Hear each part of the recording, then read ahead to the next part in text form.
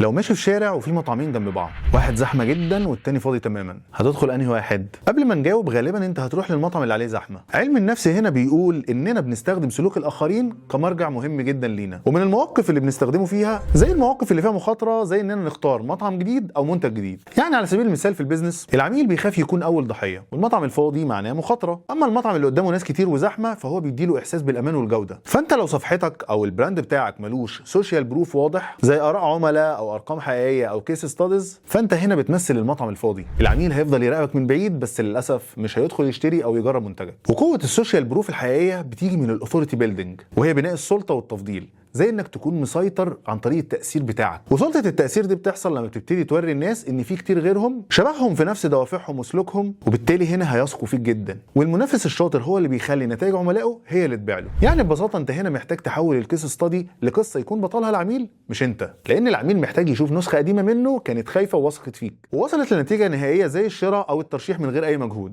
وده اللي بيقلل السايكولوجيكال فريكشن او المقاومة النفسية، ويقفل البيعة بشكل اسهل واسرع. انا عبد الرحمن عادل بقدم محتوى عن البيزنس والماركتنج. لو حابب تسمع اكتر تابع فيديوهاتي. شكرا جدا ليكم.